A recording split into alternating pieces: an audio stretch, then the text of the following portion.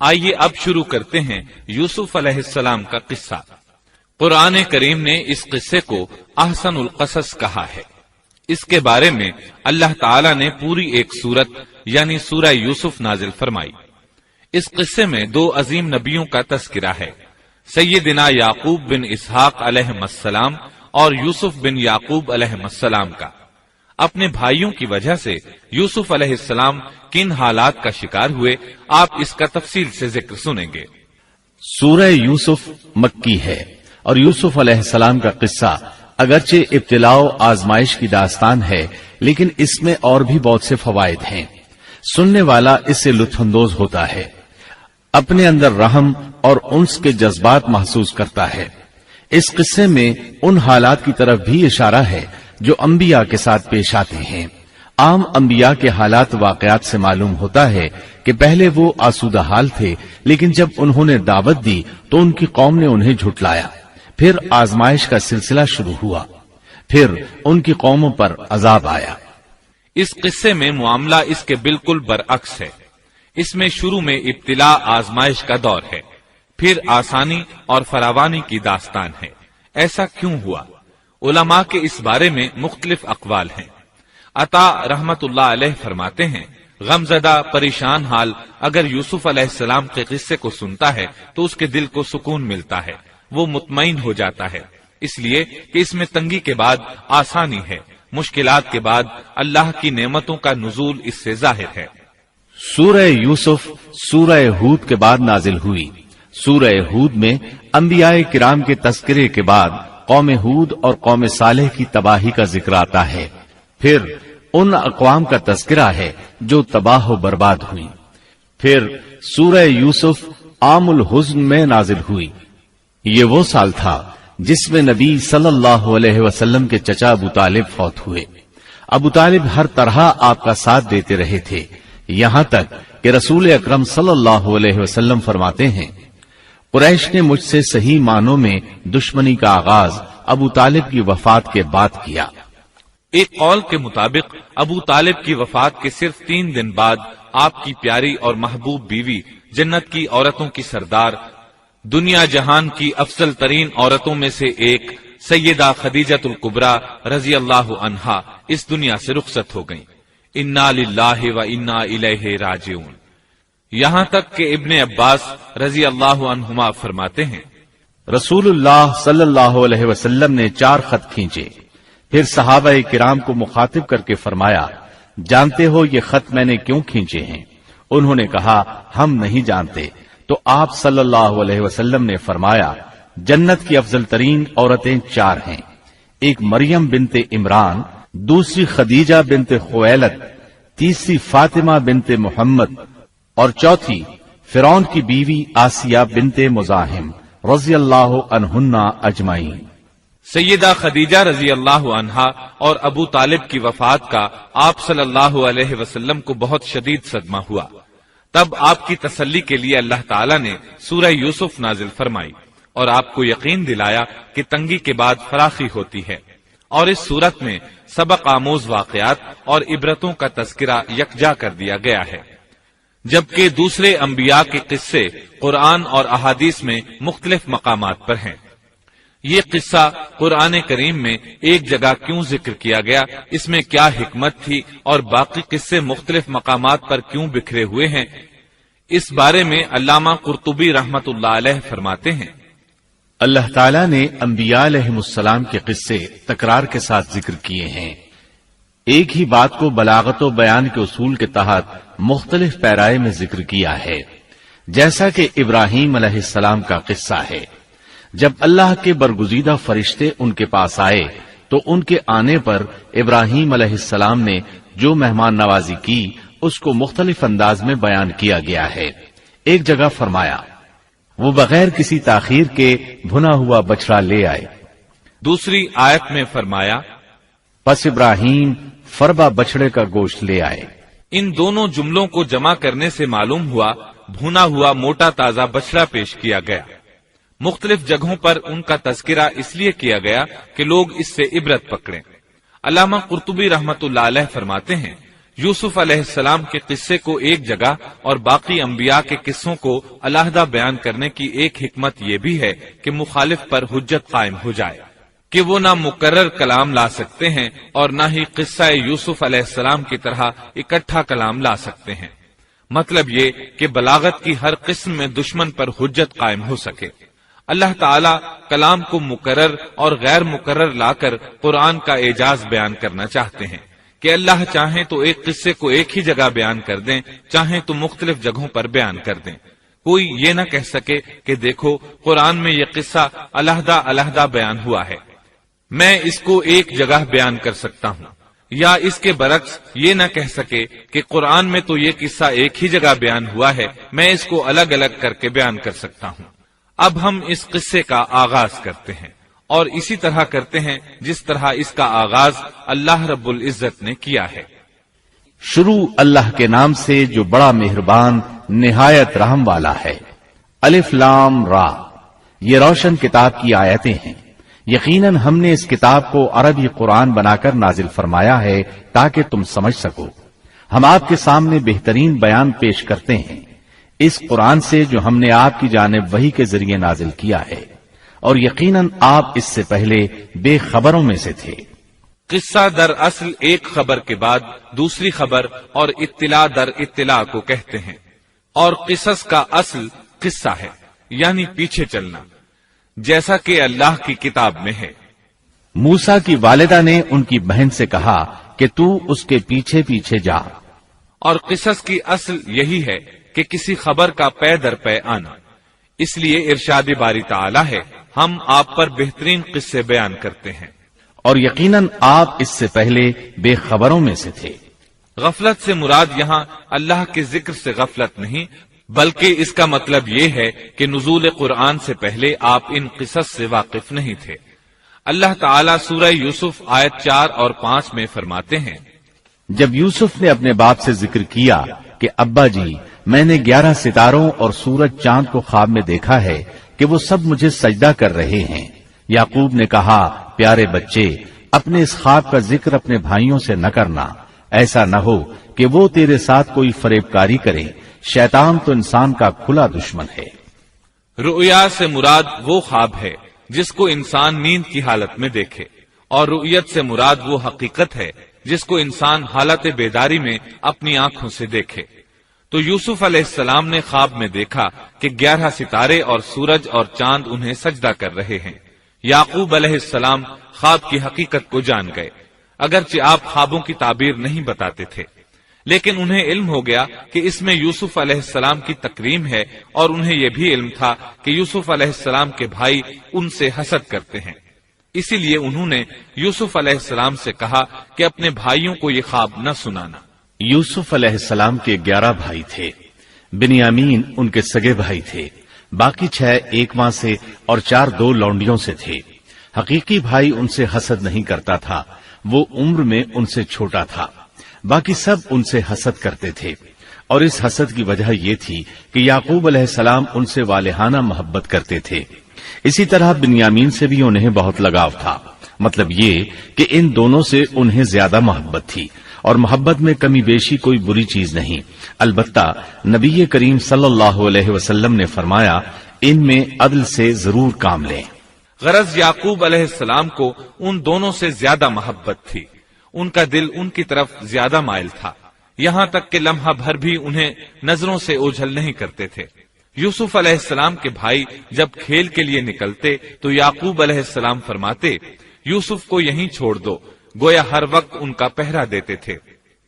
اللہ تعالی سورہ یوسف آیت 6 میں فرماتے ہیں، اور اسی طرح تجھے تیرا پروردگار برگزیدہ کرے گا، اور تجھے معاملہ فہمی یعنی خوابوں کی تعبیر بھی سکھائے گا، اور اپنی نعمت تجھے بھرپور عطا فرمائے گا، اور یعقوب کے گھر والوں کو بھی، جیسے کہ اس نے اس سے پہلے تیرے دادا اور پردادا یعنی ابراہیم و اسحاق کو بھی بھرپور اپنی نعمت دی۔ یقیناً تیرا رب بہت بڑے علم والا اور زبردست حکمت والا ہے۔ یعنی آپ کو منتخب کر لیا اور تمام بھائیوں سے آپ کو چن لیا، اور یعقوب علیہ السلام کے سارے بیٹوں سے آپ کا انتخاب کیا، اور اس دور کے لوگوں میں سے آپ کو نبوت دینے کا ارادہ کیا۔ مزید یہ کہ وہ لوگوں کو خوابوں کی تعبیر بھی بتاتے تھے، اور آیت میں جس نعمت کا ذکر ہے اس سے مراد نبوت کی نعمت ہے، اور یہ قصہ اللہ تعالیٰ نے نصیحت کے لیے ذکر کیا ہے۔ اللہ تعالیٰ سورہ یوسف آیت 7 اور 8 میں فرماتے ہیں، یقیناً یوسف اور اس کے بھائیوں میں دریافت کرنے والوں کے لیے بڑی بڑی نشانیاں ہیں، جبکہ انہوں نے کہا کہ یوسف اور اس کا بھائی بنسبت ہمارے باپ کو بہت زیادہ پیارا ہے، حالانکہ ہم طاقتور جماعت ہیں، کوئی شک نہیں کہ ہمارے ابا سری غلطی میں ہیں۔ کہا جاتا ہے کہ یہودیوں نے نبی کریم صلی اللہ علیہ وسلم سے یوسف علیہ السلام کے قصے کے متعلق سوال کیا تو یہ مکمل صورت انہیں قصہ سنانے کے لیے نازل ہوئی، جبکہ بنی اسرائیل کو یہ مکمل قصہ معلوم نہ تھا، اور جو معلوم تھا وہ بھی تحریف شدہ تھا۔ قرآن ان کی اس تحریف کو واضح کرنے کے لیے بھی نازل ہوا، اور جو بھی بنی اسرائیل کا شخص یا کوئی اور اس کے متعلق پوچھے گا اس کے لیے عبرتیں اور نصیحتیں ہیں۔ یوسف کے بھائیوں نے کہا کہ ہمارا باپ یوسف اور اس کے بھائی سے زیادہ محبت کیوں کرتا ہے، جبکہ ہم ایک جماعت ہیں۔ اپنے باپ کے اس عمل پر اعتراض کیا، اور یقیناً یہ ایک بہت برا گمان تھا۔ ضلال کا معنی گمراہی ہوتا ہے، لیکن کبھی خطا پر بھی بولا جاتا ہے، اور انہوں نے باہمی مشورہ کیا اور سوچ بچار کے بعد یوسف علیہ السلام کے قتل کی تجویز طے ہوئی۔ اللہ تعالیٰ آیت 9 میں فرماتے ہیں، یوسف کو تو مار ہی ڈالو یا اسے کسی نامعلوم جگہ پھینک دو کہ تمہارے والد کا رخ صرف تمہاری طرف ہی ہو جائے، اس کے بعد تم نیک ہو جانا۔ مطلب یہ کہ وہ آپس میں کہنے لگے یوسف کو قتل کر دو۔ اس پر بڑے بھائی یہودا نے مداخلت کی اور کہا قتل بہت سنگین جرم ہے، اس پر وہ بولے تب پھر اسے کہیں غائب کر دو تاکہ باپ کی توجہ تمہاری طرف ہو جائے اور یوسف والی رکاوٹ ختم ہو جائے۔ دیکھیے کیسی سوچ ہے، پہلے برائی کریں گے پھر توبہ کریں گے اور نیک بن جائیں گے۔ بھلا کیا ایسا آدمی جو برائی اس نیت سے کرتا ہے بعد میں توبہ کر لے گا، کیا اس کی توبہ قبول ہوگی؟ علماء فرماتے ہیں توبہ کا دروازہ کھلا ہے۔ اللہ تعالیٰ رات کے وقت صدا دیتا ہے کہ دن کو برائی کرنے والے توبہ کر لے، اور دن کو آواز دیتا ہے رات کو برائی کرنے والے توبہ کر لے۔ کوئی توبہ کا دروازہ بند نہیں کر سکتا، یہاں تک کہ انسان جتنی بار بھی گناہ کر کے توبہ کرے اللہ قبول کرتا ہے۔ اس لیے اللہ نے ان کی توبہ قبول کر لی۔ تاہم اس بات سے ڈرنا چاہیے کہ اگر گناہ کرنے کے بعد توبہ کا موقع ہی نہ ملے اور موت آ لے تو کیا ہوگا؟ یہ بات نہایت ہی خوفناک ہے کہ توبہ کا موقع ہی نہ ملے۔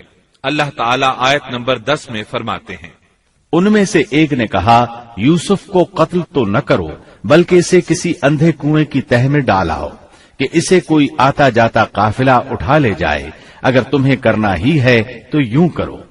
یہودا نے انہیں قتل سے روکا اور کہا قواسم کے راستے میں اموقی نام کا کنواں ہے، اسے اس میں ڈال دو، کوئی گزرتا ہوا قافلہ اسے اٹھا لے جائے گا، اس سے نجات ہی پانا چاہتے ہو تو یہ کام کرو۔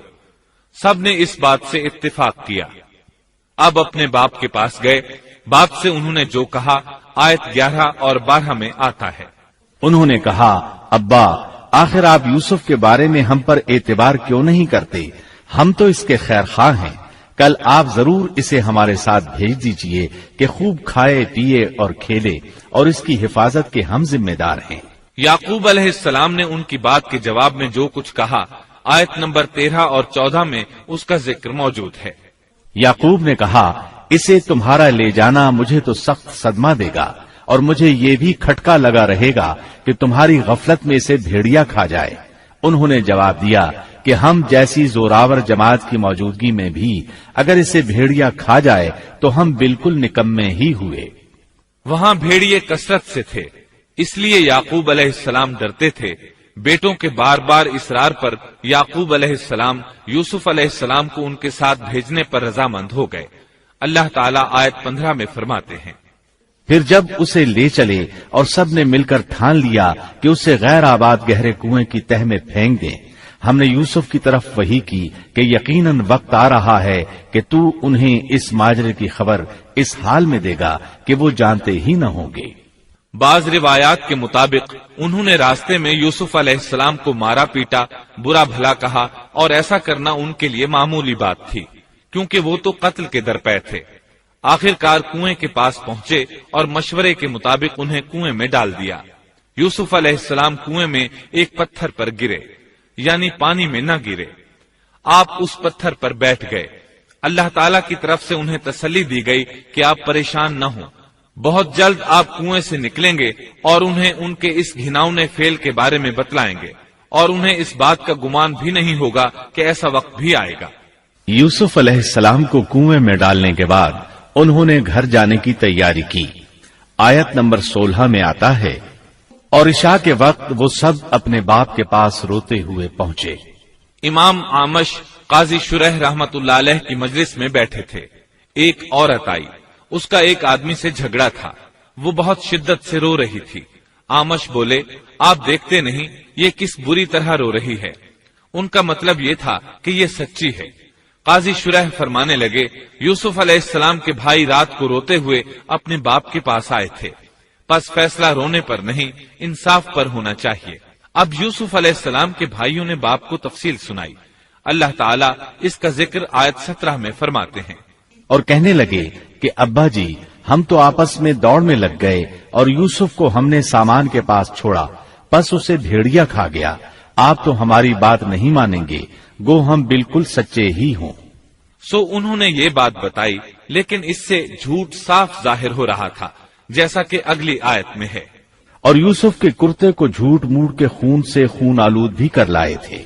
ابن عباس رضی اللہ عنہما فرماتے ہیں کہ انہوں نے بکری ذبح کی اور یوسف علیہ السلام کی قمیص پر اس کا خون مل لیا، اور خون میں لت پت قمیص یعقوب علیہ السلام کے پاس لے آئے۔ جب یعقوب علیہ السلام نے دیکھا تو فرمانے لگے، یہ بھیڑیا بھی کتنا رحم دل تھا، میرے بیٹے کو تو کھا لیا اور قمیص کو کچھ نہیں کہا، تمہاری عقل کہاں ہے؟ اس بات کا ذکر آیت 18 میں ہے۔ باپ نے کہا، یوں نہیں، بلکہ تم نے اپنے ہی دل سے ایک بات بنا لی ہے، بس صبر ہی بہتر ہے، اور تمہاری بنائی ہوئی باتوں پر اللہ ہی سے مدد کی طلب ہے۔ ادھر دوسری طرف کیا ہوا؟ آیت 19 میں اللہ فرماتے ہیں، اور ایک قافلہ آیا اور انہوں نے اپنے ایک پانی لانے والے کو بھیجا، اس نے اپنا ڈول لٹکا دیا اور کہنے لگا، واہ واہ، خوشی کی بات ہے، یہ تو ایک لڑکا ہے۔ انہوں نے اسے مال تجارت قرار دے کر چھپا دیا، اور اللہ اس سے باخبر تھا جو وہ کر رہے تھے۔ تفصیل اس کی یہ ہے کہ ایک قافلہ اس کنویں کے پاس سے گزرا جس میں یوسف علیہ السلام موجود تھے۔ انہوں نے پانی کی تلاش میں ایک خادم کو بھیجا، وہ کنویں تک پہنچا، اس نے کنویں میں ڈول لٹکایا، یوسف علیہ السلام اس ڈول میں بیٹھ گئے۔ خادم نے ڈول نکالا تو اس میں ایک خوبصورت بچے کو دیکھا، مارے خوشی کے وہ پکار اٹھا، یہاں ایک لڑکا ہے۔ اس زمانے میں غلاموں اور لونڈیوں کی تجارت ہوتی تھی، انہیں خوف محسوس ہوا کہ کہیں یہ لڑکا ان سے چھن نہ جائے۔ اس خوف کے پیش نظر انہوں نے یوسف علیہ السلام کو چھپا لیا۔ انہوں نے یہ بھی سوچا کہ شاید یہ بھاگا ہوا غلام ہے، اگر اس کا مالک آ گیا تو وہ اسے لے جائے گا۔ یہ قافلہ مدائن سے مصر جا رہا تھا۔ جب یہ مصر پہنچے تو انہوں نے یوسف علیہ السلام کو معمولی قیمت میں فروخت کر دیا۔ معمولی قیمت میں فروخت کرنے کی جلدی بھی انہوں نے اسی خیال کے تحت کی کہ کہیں اس کا مالک نہ آ جائے۔ ابن عباس رضی اللہ عنہما فرماتے ہیں کہ انہوں نے یوسف علیہ السلام کو صرف 20 درہم میں بیچ دیا، اور یہ نہایت معمولی قیمت تھی۔ آیت نمبر 21 میں ہے، مصر والوں میں سے جس نے اسے خریدا تھا اس نے اپنی بیوی سے کہا کہ اسے بہت عزت و احترام کے ساتھ رکھو، بہت ممکن ہے کہ یہ ہمیں فائدہ پہنچائے یا اسے ہم اپنا بیٹا ہی بنا لیں۔ یہ شخص مصر کا وزیر خزانہ تھا، بے اولاد تھا۔ اس نے سوچا شاید یہ لڑکا بڑا ہو کر اچھا انسان بنے، لہذا کیوں نہ ہم اسے بیٹا بنا لیں۔ اس طرح یوسف علیہ السلام وزیر خزانہ کے گھر پلے بڑھے۔ وزیر خزانہ عزیز مصر کہلاتا تھا۔ عزیز نے آپ کو بیٹوں کی طرح رکھا۔ آپ کچھ بڑے ہوئے تو شاہی محل کی دیکھ بھال آپ کے ذمے لگا دی گئی۔ شاہی محل کے تمام اختیارات آپ کے سپرد کر دیے گئے۔ اللہ تعالیٰ آیت 21 اور 22 میں فرماتے ہیں، یوں ہم نے مصر کی سرزمین میں یوسف کا قدم جما دیا کہ ہم اسے خواب کی تعبیر کا کچھ علم سکھا دیں۔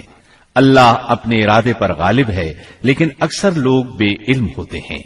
اور جب یوسف پختگی کی عمر کو پہنچ گئے تو ہم نے اسے قوت فیصلہ اور علم دیا. ہم نیک کاروں کو اسی طرح بدلہ دیتے ہیں. یوسف علیہ السلام بہت پاکیزہ اور توحید والے ماحول میں پروان چڑھے. گھر کا سارا انتظام انہی کے ہاتھ میں تھا. آپ بہت بصیرت اور سوجھ بوجھ سے گھر کا نظام چلا رہے تھے. ابھی عزیز مصر کی بیوی نے آپ کو گمراہ کرنے کی کوشش نہیں کی تھی کہ حلم، علم اور بصیرت کی صفات آپ میں موجود تھیں. مفسرین لکھتے ہیں جب یوسف علیہ السلام کی عمر 17-18 سال کی ہوئی تو جوانی کے ساتھ ان کے حسن میں مزید اضافہ ہوا. حسن یوسف واقعی بے مثال تھا. نبی اکرم صلی اللہ علیہ وسلم فرماتے ہیں، معراج کی رات میری ملاقات یوسف علیہ السلام سے ہوئی. ایسا لگتا تھا کہ دنیا کا نصف حسن یوسف علیہ السلام کو ملا ہے. مفسرین اس کی وضاحت کرتے ہیں کہ حسن کو اللہ تعالیٰ نے 2 حصوں میں تقسیم کیا ہے. آدھا حسن یوسف علیہ السلام کو دیا اور آدھا باقی ساری مخلوق میں تقسیم کر دیا. اللہ اکبر، یہ ہے حسن یوسف. اور جب یوسف کے حسن کی کیفیت یہ ہے تو پھر اس کے خالق کے کیا کہنے. جب عزیز مصر کی بیوی نے ان کا حسن دیکھا تو بے اختیار ہو گئی. اس کے اندر ہیجان پیدا ہوا. اس نے یوسف علیہ السلام سے بدکاری کا ارادہ کر لیا. ان کے ساتھ لطف و عنایت کا سلسلہ شروع کر دیا اور پھسلانے کے جتنے طریقے ہو سکتے تھے وہ اختیار کیے. ناز و نخرے کے ساتھ اس سے پیش آنے لگی. اللہ آیت 23 میں فرماتے ہیں، اس عورت نے جس کے گھر میں یوسف تھے یوسف کو بہلانا پھسلانا شروع کیا کہ وہ اپنے نفس کی نگرانی چھوڑ دے اور دروازے بند کر کے کہنے لگی، لو آ جاؤ. یوسف نے کہا، اللہ کی پناہ، وہ میرا رب ہے، مجھے اس نے بہت اچھی طرح رکھا ہے. بے انصافی کرنے والوں کا بھلا نہیں ہوتا ہے. مطلب یہ کہ آخر نوبت یہاں تک پہنچ گئی کہ ایک دن اس نے سارے دروازے بند کر لیے اور کہنے لگی، آئیے یوسف، میں نے یہ زیب و زینت آپ کے لیے کی ہے. یوسف علیہ السلام فرمانے لگے، اللہ کی پناہ، یہ ناممکن ہے، میں ایسا نہیں کر سکتا. کیا میں اپنے مالک کی گھر والی سے بدکاری کروں جس نے مجھے اپنے بیٹوں کی طرح ناز و نعمت میں رکھا؟ یہ بہت بڑا ظلم ہے اور ظالم لوگ فلاح نہیں پا سکتے. آپ نے فوراً انکار کر دیا، اس لیے کہ آپ صاحب علم تھے، صاحب حلم تھے. بادشاہ کے مقام اور مرتبے کو جاننے کے ساتھ برائی کے نقصانات سے بھی باخبر تھے. خود صاحب فضل تھے اور اہل فضل کے مقام و مرتبے سے بھی واقف تھے. قرآن کریم کی آیات آپ کی طہارت اور پاکیزگی بیان کر رہی ہیں. آیت 24 میں ہے، اس عورت نے یوسف کا قصد کیا اور یوسف اس کا قصد کرتے اگر وہ اپنے پروردگار کی دلیل نہ دیکھتے. یوسف علیہ السلام نے اس کا ارادہ نہیں کیا، یہاں تک کہ اللہ تعالیٰ کی مہربانی سے ان کے دل میں اس گناہ کا خیال تک نہیں آیا. اللہ تعالیٰ نے آخر آپ کو علم بھی دیا تھا اور حلم بھی.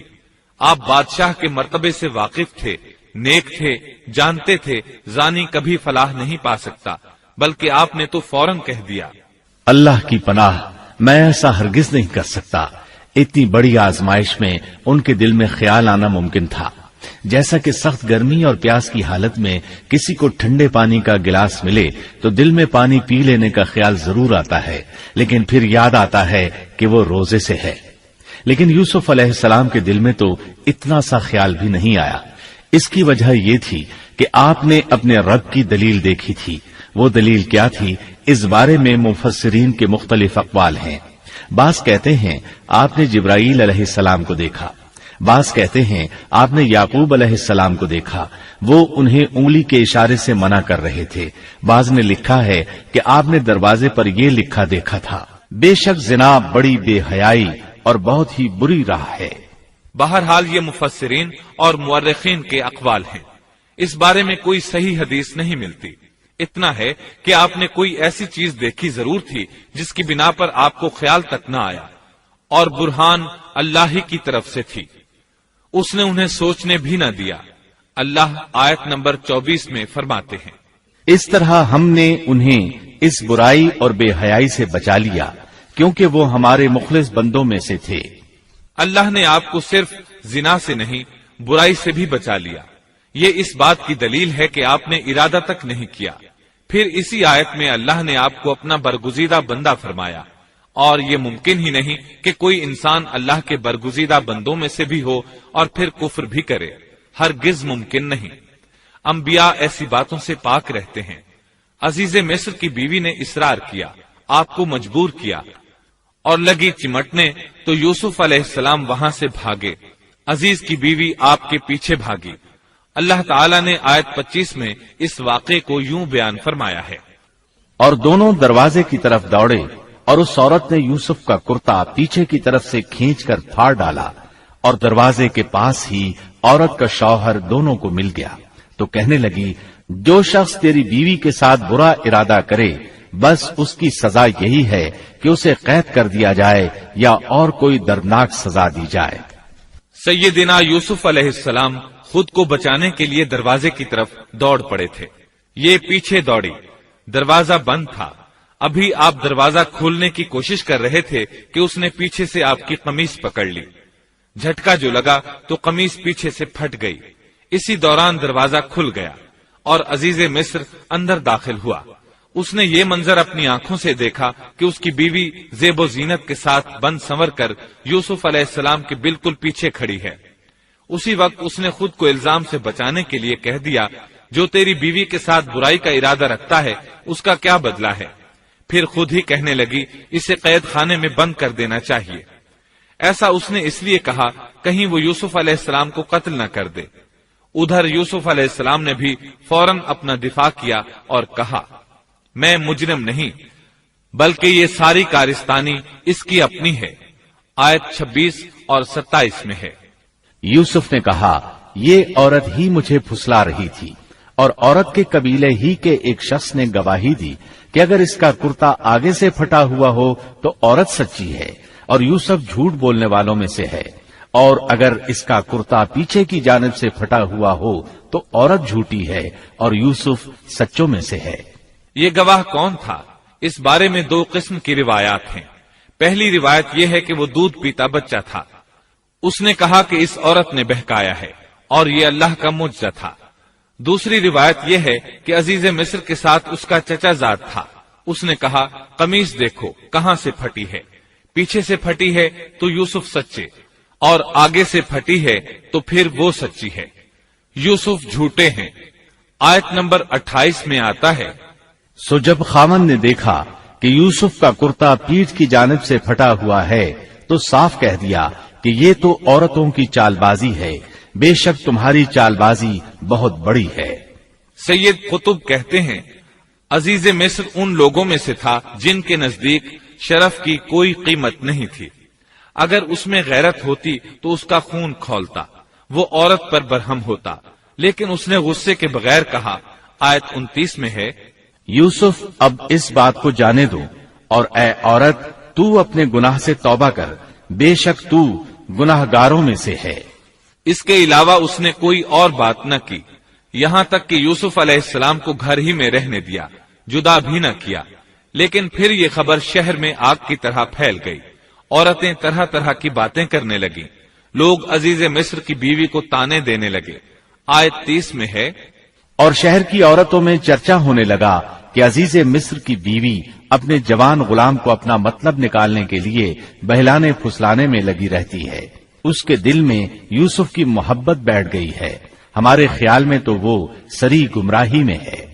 یہ چرچا ہونے لگا کہ عزیز مصر کی بیوی ایک غلام کے ساتھ برائی پر تل گئی، اگر کسی آزاد کے ساتھ ایسا کرتی تو معاملہ اور تھا، غلام سے محبت کر بیٹھی، یہ تو اس نے بے وقوفی کی انتہا کر دی، اس طرح اسے خوب برا بھلا کہا گیا۔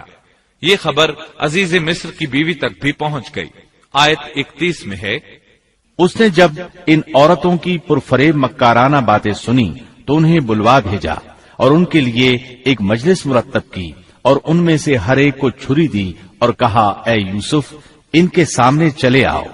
ان عورتوں نے جب اسے دیکھا تو بہت بڑا جانا اور اپنے ہاتھ کاٹ لیے، اور زبان سے نکل گیا کہ اللہ کی پناہ، یہ انسان تو ہرگز نہیں، یہ تو یقیناً کوئی بہت ہی بزرگ فرشتہ ہے۔ وضاحت اس کی یہ ہے کہ اس عورت نے اپنے گھر میں ایک دعوت کا انتظام کیا، تمام عورتوں کو اس دعوت میں بلایا، دعوت کا انتظام اس طرح کیا کہ سب کے لیے ایک تکیہ لگایا، پھل سامنے رکھے اور ہر ایک کو ایک ایک چھری تھما دی۔ ساتھ ہی یوسف علیہ السلام سے کہا کہ مجلس میں آ جائیں۔ جب یوسف علیہ السلام آئے تو وہ انہیں دیکھ کر مبہوت رہ گئیں۔ ان کے حسن سے اس قدر متاثر ہوئیں کہ اپنا ہوش نہ رہا اور پھلوں کے بجائے اپنے ہاتھ کاٹ ڈالے، لیکن اس کا انہیں احساس تک نہ ہوا۔ سبحان اللہ، کیا حسن تھا جس کی وجہ سے انہوں نے اپنے ہاتھ کاٹ لیے اور خبر تک نہ ہوئی۔ کہنے لگیں یہ تو کوئی فرشتہ معلوم ہوتا ہے، انسان اتنا خوبصورت کیسے ہو سکتا ہے۔ آیت 32 میں ہے، اس وقت عزیز مصر کی بیوی نے کہا، یہ ہے وہ جس کے بارے میں تم مجھے تانا دے رہی تھی۔ میں نے ہر چند اس سے اپنا مطلب حاصل کرنا چاہا، لیکن یہ بال بال بچا رہا، اور جو کچھ میں اس سے کہہ رہی ہوں اگر یہ نہ کرے گا تو یقیناً یہ قید کر دیا جائے گا، اور بے شک یہ بہت ہی بے عزت ہوگا۔ یہ آیت اس بات کی واضح دلیل ہے کہ یوسف علیہ السلام نے برائی کا ارادہ نہیں کیا تھا۔ پھر بات یہیں پر ختم نہیں ہو گئی، بلکہ تمام عورتیں یوسف علیہ السلام پر ٹوٹ پڑیں۔ ان میں سے ہر ایک کی خواہش تھی کہ یوسف علیہ السلام اس سے محبت کریں اور بے حیائی کا ارتکاب کریں۔ اپنی عزت اور شرف کو انہوں نے خاک میں ملا دیا۔ یوسف علیہ السلام کے حسن پر فریفتہ ہو گئیں۔ اس کیفیت کو دیکھ کر یوسف علیہ السلام نے اپنے رب سے دعا کی۔ آیت 33 اور 34 میں آتا ہے، یوسف نے دعا کی کہ اے میرے پروردگار، جس بات کی طرف یہ عورتیں مجھے بلا رہی ہیں اس سے تو مجھے جیل خانہ بہت پسند ہے۔ اگر تو نے ان کا مکر و فریب مجھ سے دور نہ کیا تو میں تو ان کی طرف مائل ہو جاؤں گا اور بالکل نادانوں میں جا ملوں گا۔ اس سے ظاہر ہوا سب عورتیں یوسف علیہ السلام کو اپنی طرف متوجہ کر رہی تھیں۔ انہوں نے ہر طریقہ اختیار کیا، لیکن یوسف علیہ السلام نے کسی ایک کی طرف توجہ نہ دی۔ اللہ نے انہیں بچا لیا اور عورتوں کی چال کو ناکام بنا دیا۔ اس واقعے کی خبر بھی لوگوں میں پھیل گئی۔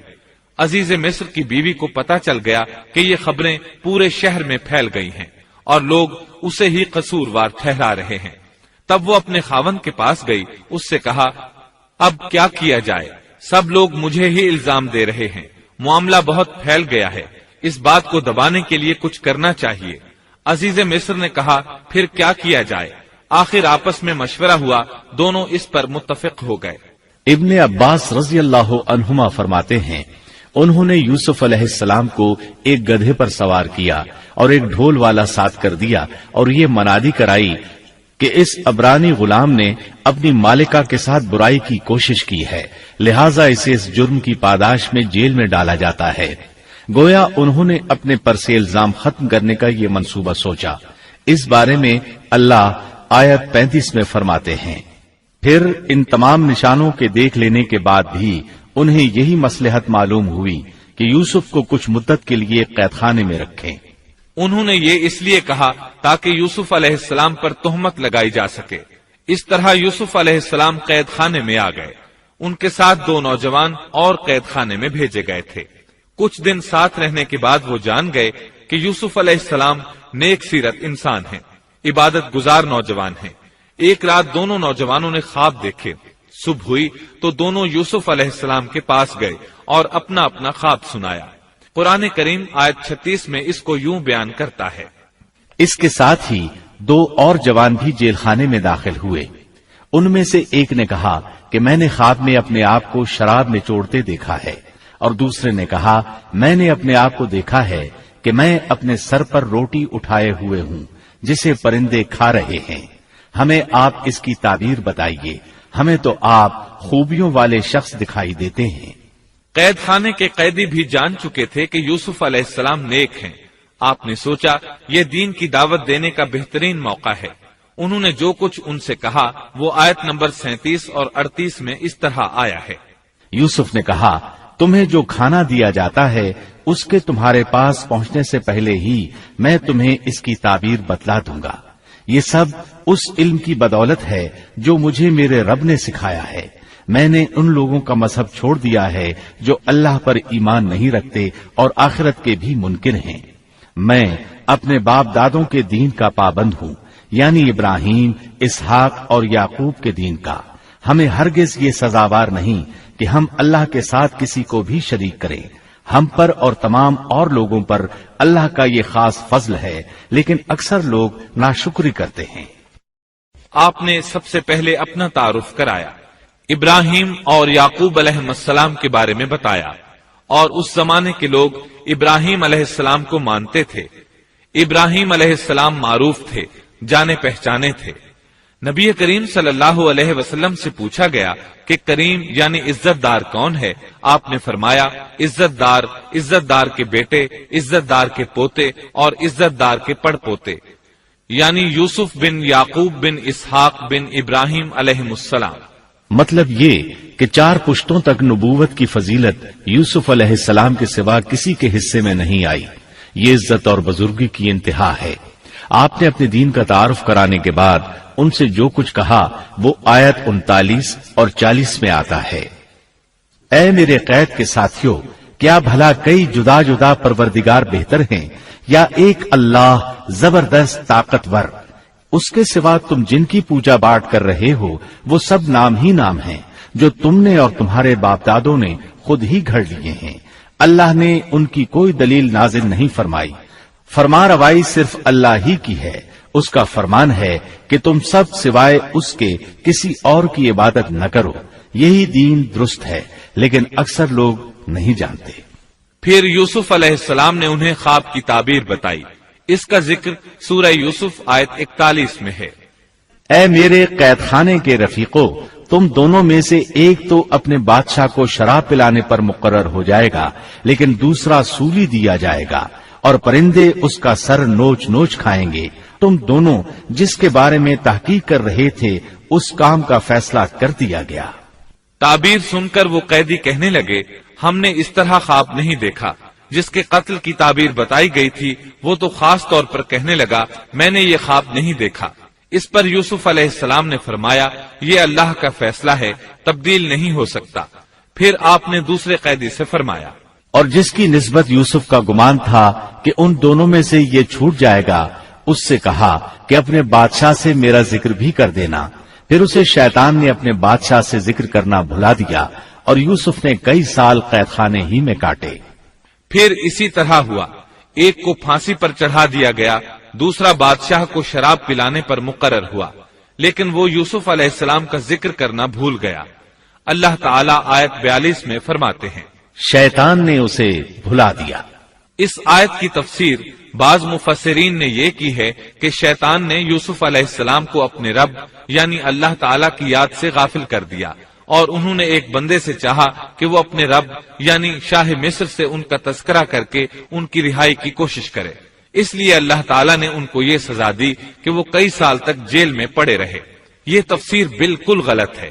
درست یہ ہے کہ فَأَنْسَاهُ کی ضمیر اس شخص کی طرف لوٹتی ہے جس کے متعلق یوسف علیہ السلام کا گمان تھا کہ وہ رہائی پانے والا ہے، اور اس آیت کے معنی یہ ہیں کہ شیطان نے اس شخص کو اپنے آقا سے یوسف علیہ السلام کا ذکر کرنا بھلا دیا، جیسا کہ علامہ ابن کثیر اور دیگر مفسرین نے اسی طرح کہا ہے۔ انس رضی اللہ عنہ سے مروی یہ روایت کہ اللہ تعالیٰ نے یوسف علیہ السلام کی طرف وحی کی کہ اے یوسف تجھے تیرے بھائیوں سے کس نے نجات دی؟ فرمایا اے اللہ آپ نے۔ اللہ نے پھر پوچھا یوسف تجھے کنویں سے کس نے نکالا؟ انہوں نے جواب دیا اللہ آپ نے۔ اللہ تعالیٰ نے پھر پوچھا یوسف تجھے عورتوں سے کس نے بچایا؟ کہا اللہ آپ نے۔ اب اللہ نے فرمایا پھر اب اللہ کے سوا کسی اور سے نجات کیوں طلب کرتے ہو؟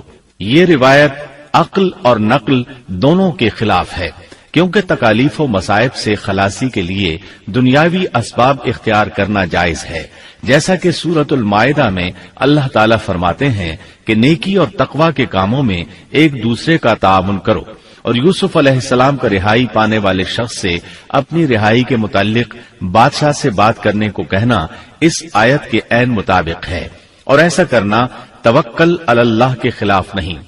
لہذا مذکورہ بیان کردہ روایت جس طرح سند کے اعتبار سے کمزور ہے، اسی طرح مفہوم کے اعتبار سے بھی قرآن کے خلاف ہے۔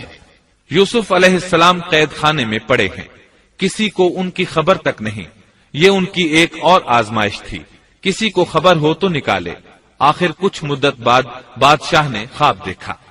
بادشاہ نے کہا میں نے خواب میں دیکھا ہے کہ 7 موٹی تازی فربا گائیں ہیں جن کو 7 دبلی پتلی لاغر گائیں کھا رہی ہیں، اور 7 بالیاں ہیں ہری ہری اور دوسری 7 بالکل خشک۔ اس خواب نے بادشاہ کو پریشان کر دیا۔ اس نے کہا، اے درباریو، میرے اس خواب کی تعبیر بتلاؤ اگر تم خواب کی تعبیر دے سکتے ہو۔ انہوں نے جواب دیا، یہ تو اڑتے اڑاتے پریشان خواب ہیں، اور ایسے شوریدہ پریشان خوابوں کی تعبیر جاننے والے ہم نہیں۔ جب وہ خواب کی تعبیر نہ بتا سکے تب اس ساقی کو یوسف علیہ السلام یاد آئے۔ وہ چونک اٹھا۔ ان 2 قیدیوں میں سے جو رہا ہوا تھا اسے مدت کے بعد یاد آ گیا اور کہنے لگا، میں تمہیں اس کی تعبیر بتلا دوں گا، مجھے جانے کی اجازت دیجیے۔ قید خانہ شہر سے باہر تھا، انہوں نے اسے ادھر روانہ کر دیا۔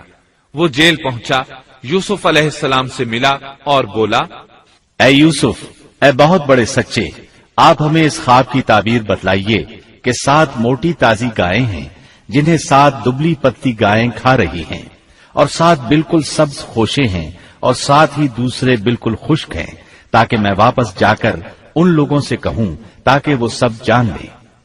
تب یوسف علیہ السلام نے خواب کی تعبیر بتائی۔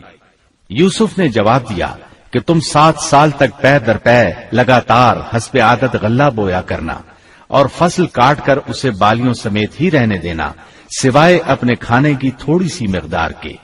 اس کے بعد 7 سال نہایت سخت قحط کے آئیں گے، وہ اس غلے کو کھا جائیں گے جو تم نے ان کے لیے ذخیرہ رکھ چھوڑا تھا، سوائے اس تھوڑے سے غلے کے جو تم محفوظ کر کے رکھو گے۔ آپ نے صرف خواب کی تعبیر نہیں بتائی بلکہ علاج بھی بتایا۔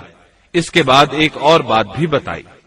اس کے بعد جو سال آئے گا اس میں لوگوں پر خوب بارش برسائی جائے گی، اور وہ اس میں شیرہ انگور بھی خوب نچوڑیں گے۔ ساقی بہت تیزی سے واپس گیا، بادشاہ کو پوری تفصیل بتائی۔ تب بادشاہ نے کہا، یوسف کو میرے پاس لاؤ۔ بادشاہ کا قاصد واپس آیا اور آپ سے کہا، بادشاہ آپ کو بلا رہا ہے۔ یوسف علیہ السلام نے کہا، میں قید خانے سے نہیں نکلوں گا۔ نبی کریم صلی اللہ علیہ وسلم فرماتے ہیں، اللہ یوسف علیہ السلام پر رحم فرمائے، انہوں نے کس حد تک صبر کیا۔ ان کی جگہ میں ہوتا اور مجھے قید خانے سے نکلنے کے لیے کہا جاتا تو میں فوراً باہر نکل جاتا۔ 7 سال تک قید میں رہنے کے بعد اگر کوئی قیدی سے باہر نکلنے کے لیے کہے اور وہ باہر نکلنے سے انکار کر دے تو یہ بات عجیب ہی لگ سکتی تھی، لیکن یوسف علیہ السلام ہر طرح سے بری ہو کر نکلنا چاہتے تھے۔ چنانچہ آپ نے کہا، یوسف نے کہا، اپنے بادشاہ کے پاس واپس جا اور اس سے پوچھ کہ ان عورتوں کا حقیقی واقعہ کیا ہے جنہوں نے اپنے ہاتھ کاٹ لیے تھے۔ ان کے ہیلے کو صحیح طور پر جاننے والا میرا پروردگار ہی ہے۔ قاصد واپس آیا، اس نے بادشاہ کو یوسف کا جواب سنایا۔ اب بادشاہ نے ان عورتوں کو جمع کیا اور کہا، بادشاہ نے پوچھا، اے عورتوں، اس وقت کا صحیح واقعہ کیا ہے جب تم داؤ فریب کر کے یوسف کو اس کی دلی منشا سے بہکانا چاہتی تھی؟ انہوں نے صاف جواب دیا کہ معاذ اللہ، ہم نے یوسف میں کوئی برائی نہیں پائی۔ پھر تو عزیز مصر کی بیوی بھی بول اٹھی کہ اب تو حق سچ واضح ہو گیا ہے، میں نے ہی اسے ورغلایا تھا اس کے جی سے، اور یقیناً وہ سچوں میں سے ہے۔ یوسف نے کہا، یہ اس واسطے کہ عزیز مصر جان لے کہ میں نے اس کی پیٹھ پیچھے اس کی خیانت نہیں کی، اور یہ بھی کہ اللہ دغابازوں کے ہتھ کنڈے چلنے نہیں دیتا۔ میں اپنے نفس کی پاکیزگی بیان نہیں کرتا، بے شک نفس تو برائی پر ابھارنے والا ہی ہے، مگر یہ کہ میرا پروردگار ہی اپنا رحم کرے، یقیناً میرا پالنے والا، بڑی بخشش کرنے والا اور بہت مہربانی فرمانے والا ہے۔ بعض مفسرین کے نزدیک یہ یوسف علیہ السلام کا قول ہے، اور یہ انہوں نے اس وقت کہا جب جیل میں ان کو یہ ساری تفصیل بتلائی گئی، یا بعض کے بقول بادشاہ کے پاس جا کر انہوں نے یہ کہا۔ بعض مفسرین کے نزدیک یہ بھی عزیز مصر کی بیوی ہی کا قول ہے، اور مطلب یہ ہے کہ یوسف کی غیر موجودگی میں بھی اسے غلط طور پر تہمت لگا کر خیانت کا ارتکاب نہیں کرتی، بلکہ امانت کے تقاضوں کو سامنے رکھتے ہوئے اپنی غلطی کا اعتراف کرتی ہوں۔ یا یہ مطلب ہے کہ میں نے یوسف کو پھسلانے کی کوشش ضرور کی، لیکن واقعہ یہ ہے کہ اپنے خاوند کی خیانت نہیں کی اور کسی بڑے گناہ میں واقع نہیں ہوئی۔ حافظ ابن کثیر نے اسی قول کو ترجیح دی ہے، اور اسے سیاق و معانی کے اعتبار سے زیادہ مناسب اور موزوں قرار دیا ہے۔ آیت 54 میں اللہ تعالیٰ فرماتے ہیں، بادشاہ نے کہا اسے میرے پاس لاؤ کہ میں اسے اپنے خاص کاموں کے لیے مقرر کر لوں۔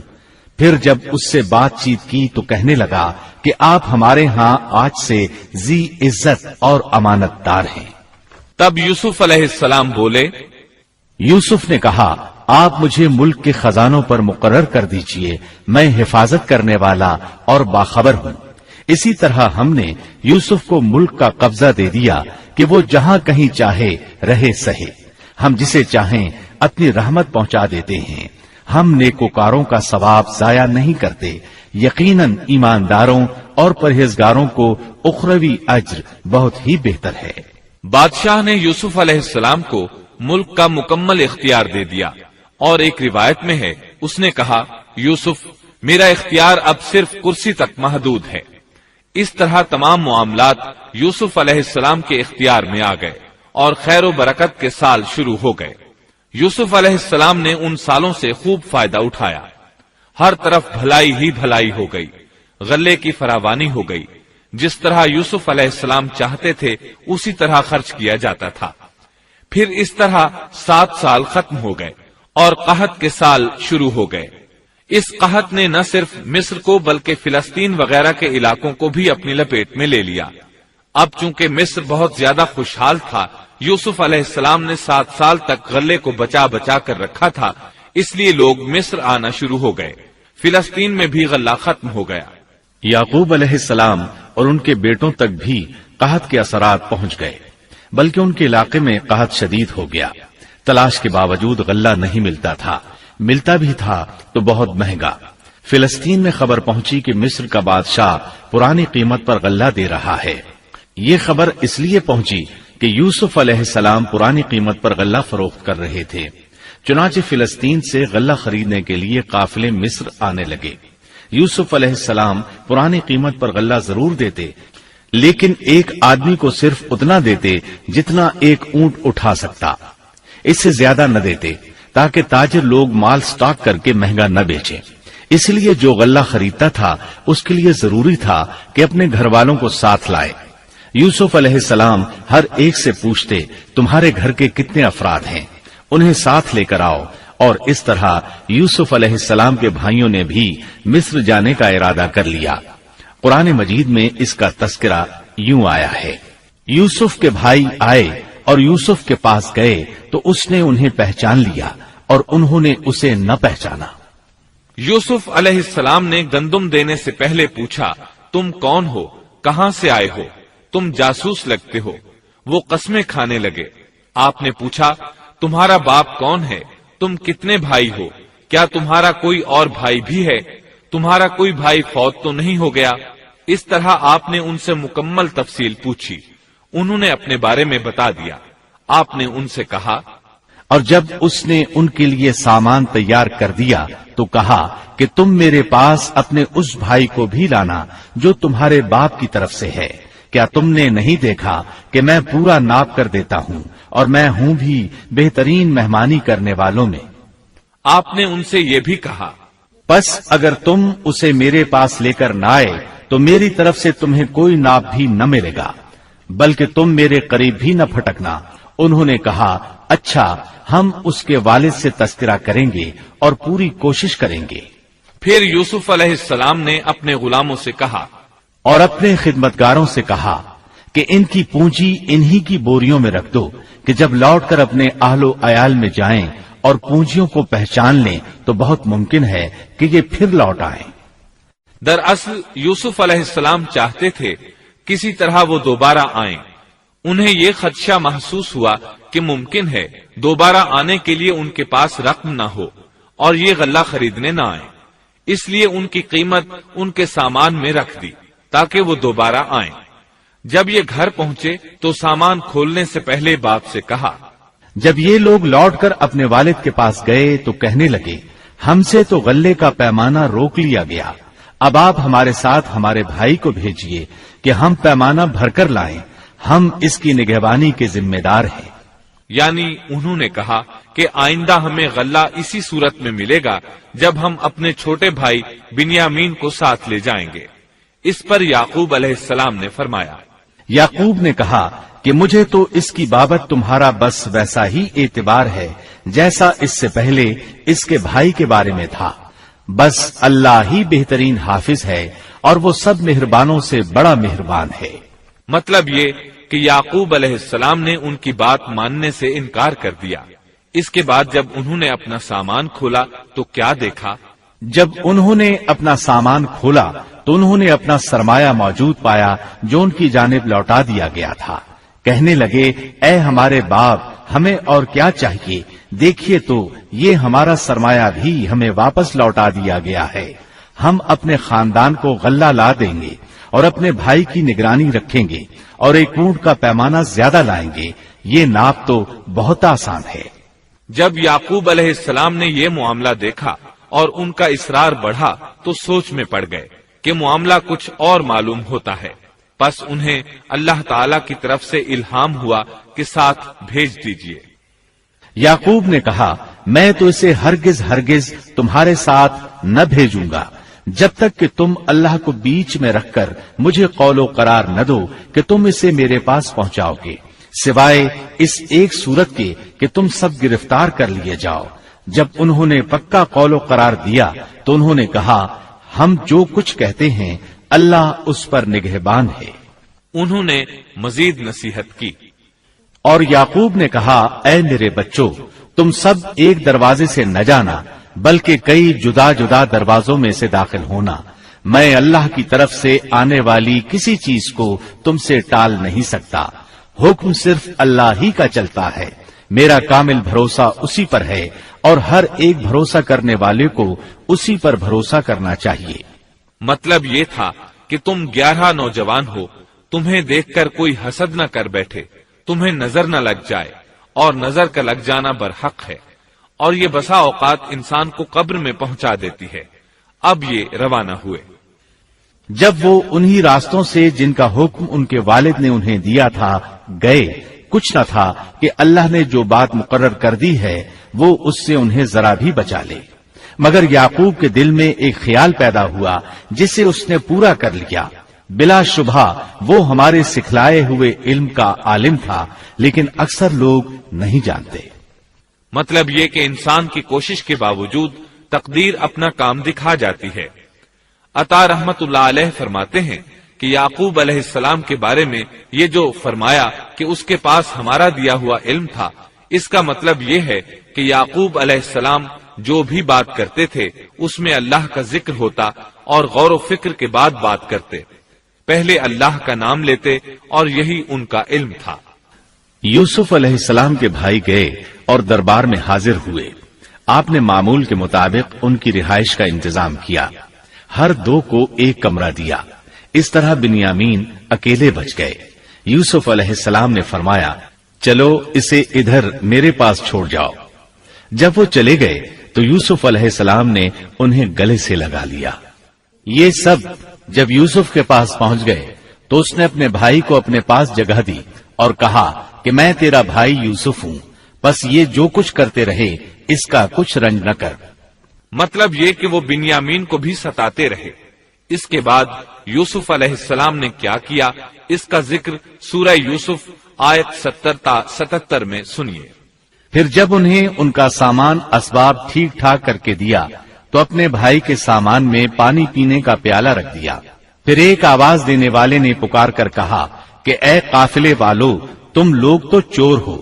انہوں نے ان کی طرف منہ پھیر کر کہا کہ تمہاری کیا چیز کھوئی گئی ہے؟ جواب دیا کہ شاہی پیالہ گم ہے، جو اسے لے آئے اسے ایک اونٹ کے بوجھ کا غلہ ملے گا، اس وعدے کا میں ضامن ہوں۔ انہوں نے کہا، اللہ کی قسم، تم کو خوب علم ہے کہ ہم ملک میں فساد پھیلانے کے لیے نہیں آئے اور نہ ہم چور ہیں۔ انہوں نے کہا، اچھا چور کی کیا سزا ہے اگر تم جھوٹے ہو؟ جواب دیا کہ اس کی سزا یہی ہے کہ جس کے اسباب میں سے پایا جائے وہی اس کا بدلہ ہے۔ ہم تو ایسے ظالموں کو یہی سزا دیا کرتے ہیں۔ بس یوسف نے ان کے سامان کی تلاشی شروع کی، اپنے بھائی کے سامان کی تلاشی سے پہلے۔ پھر اس پیمانے کو اپنے بھائی کے سامان سے نکالا. ہم نے یوسف کے لیے اسی طرح یہ تدبیر کی. اس بادشاہ کے قانون کی روح سے یہ اپنے بھائی کو نہیں روک سکتا تھا مگر یہ کہ اللہ کو منظور ہو. ہم جس کے چاہیں درجے بلند کر دیں. ہر ذی علم پر فوقیت رکھنے والا دوسرا ذی علم موجود ہے. انہوں نے کہا کہ اگر اس نے چوری کی تو کوئی تعجب کی بات نہیں، اس کا بھائی بھی پہلے چوری کر چکا ہے. یوسف نے اس بات کو اپنے دل میں رکھ لیا اور ان کے سامنے بالکل ظاہر نہ کیا. کہا کہ تم بڑے بدقماش ہو اور جو تم بیان کرتے ہو اسے اللہ ہی خوب جانتا ہے. اب وہ بادشاہ یعنی یوسف علیہ السلام کی منت سماجت کرنے لگے. انہوں نے کہا کہ اے عزیز مصر، اس کے والد بڑی عمر کے بالکل بوڑھے شخص ہیں. آپ اس کے بدلے ہم میں سے کسی کو لے لیجئے. ہم دیکھتے ہیں کہ آپ بڑے نیک نفس ہیں. یوسف نے کہا کہ ہم نے جس کے پاس اپنی چیز پائی ہے اس کے سوا دوسرے کی گرفتاری کرنے سے اللہ کی پناہ چاہتے ہیں.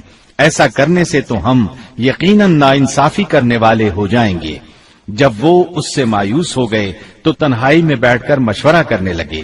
ان میں جو سب سے بڑا تھا اس نے کہا تمہیں معلوم نہیں کہ تمہارے والد نے تم سے اللہ کی قسم لے کر پختہ قول قرار لیا ہے اور اس سے پہلے یوسف کے بارے میں تم کوتاہی کر چکے ہو.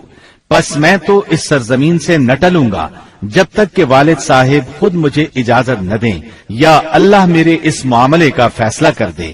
وہی بہترین فیصلہ کرنے والا ہے. تم سب والد صاحب کی خدمت میں واپس جاؤ اور کہو کہ ابا جی آپ کے صاحبزادے نے چوری کی اور ہم نے وہی گواہی دی تھی جو ہم جانتے تھے.